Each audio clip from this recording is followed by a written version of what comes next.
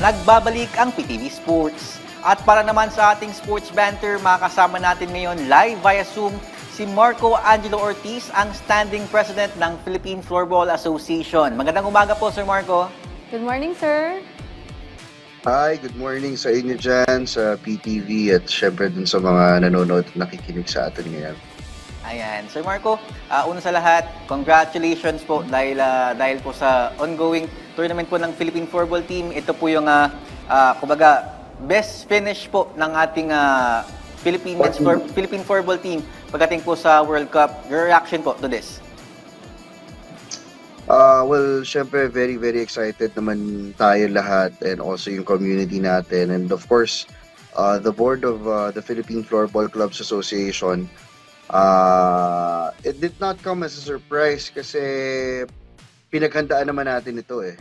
And ang ganda rin talaga nung mga tinatakbo ng mga laro and also, kumbaga parang makikita natin na nagbubunga yung hard work ng atleta natin at of course yung mga coaching staff natin.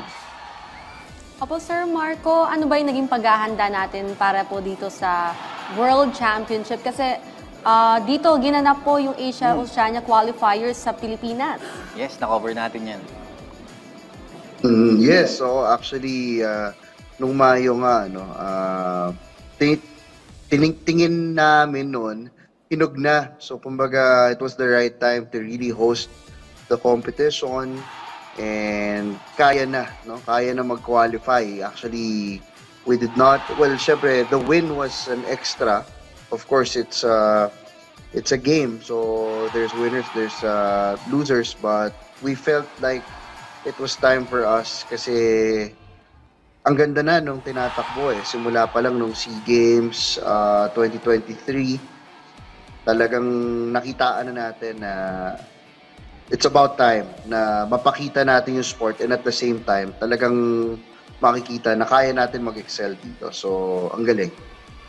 Ito, Sir Marco, highlight ng World Championship natin dito ngayong taon is yung big win natin against sa Canada and Australia. Kumusta naman po yung, kumbaga, paano po ito nakatulong para mag-improve po yung confidence ng team and yung, kumbaga, ipagpatuloy po itong success dito sa Men's World Championship?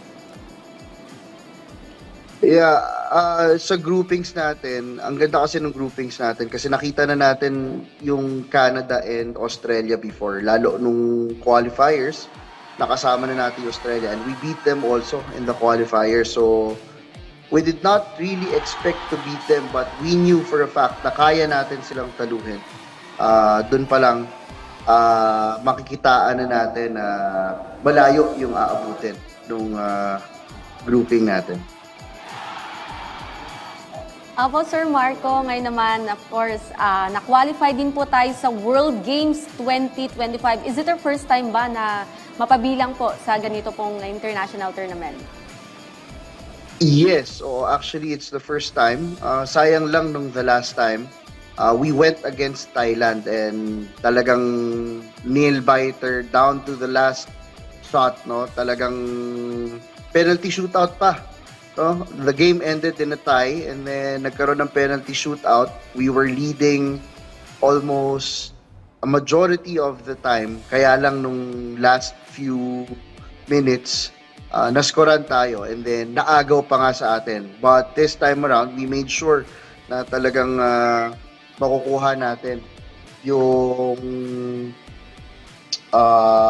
opportunity to join the World Games. Opo, sir, quick follow-up lang po dito nga po sa World Games, Sir Marco.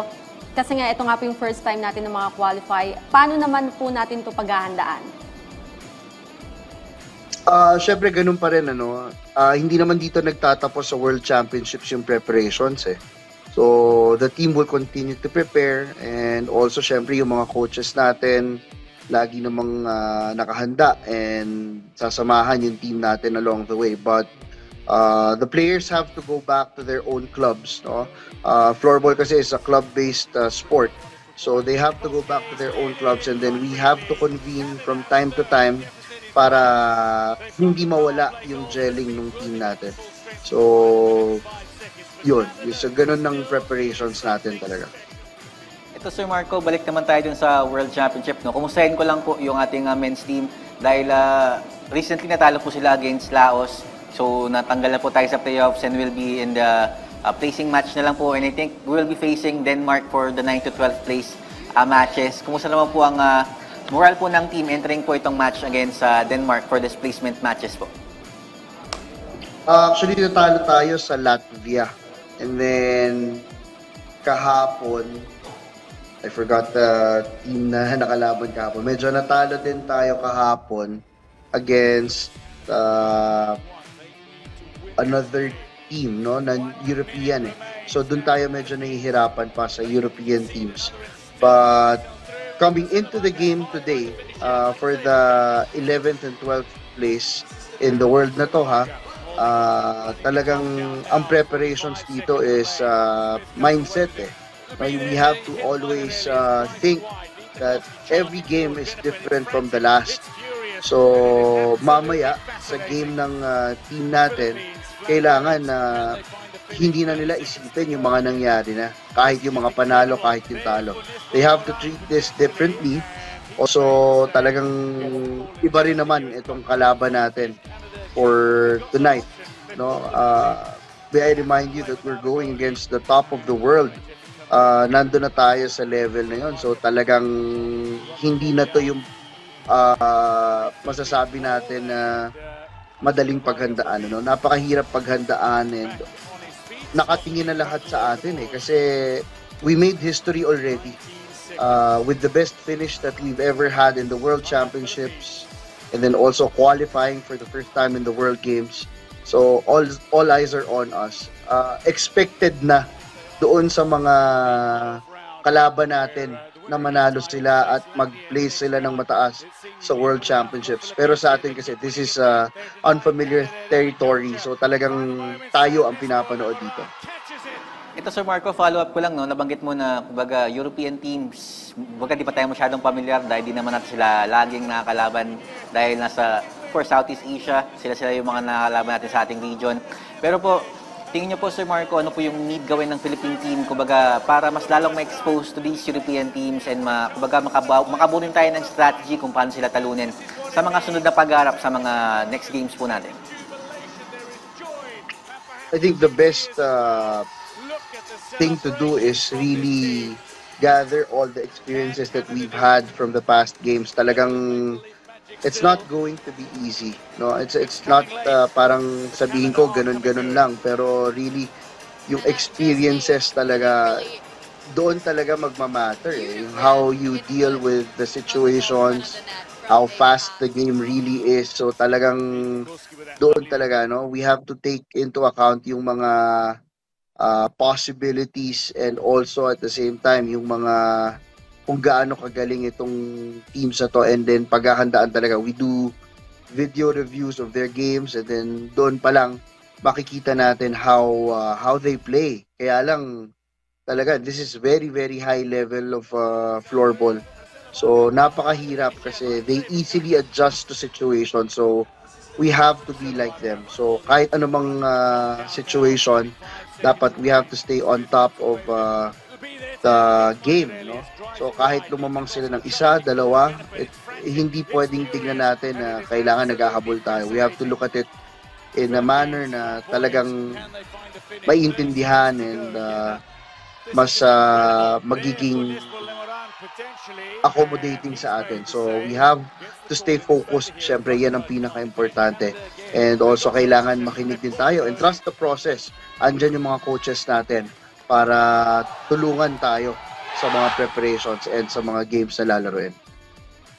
Po, Sir Marco, ngayon naman po, makahingi lang din po kami ng update naman po sa status ng floorball sa Pilipinas. Kasi, of course, meron tayong liga po, no? Na Philippine Floorball League 2024 to 2025. Yes po. Sa status naman po, yun yung maganda dito sa floorball eh. Mas nakikilala na ang sport. So, mas marami ng taong pag narinig ang floorball, alam na nila. Although, syempre, hindi pa tayo nandun sa level ng basketball, ng volleyball, ng football. Pero we're getting there. So, when it comes to grassroots development, dumarami na yung mga bata na nagkakaroon ng interest dito sa very unique looking sport na to.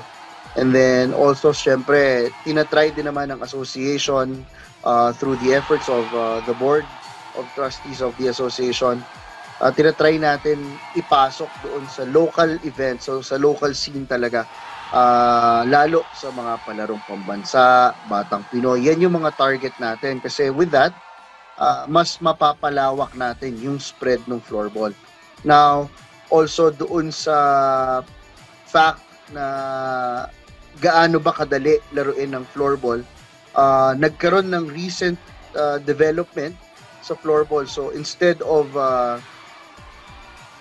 being limited to a very large game of 5 versus 5, nagkaroon na rin ng 3 versus 3 ang floorball, which is very much more accommodating sa atin kasi basketball court lang ang size na kailangan, and alam naman natin na lahat ng lugar dito sa Pilipinas may basketball court. So doon pa lang mas nagiging madali i-spread ng floorball, and we're trying to focus sa pag-spread by using the 3 versus 3 format para mas maging accommodating doon sa mga smaller communities. Hindi natin kailangan put up ng malalaking clubs or malalaking grupo.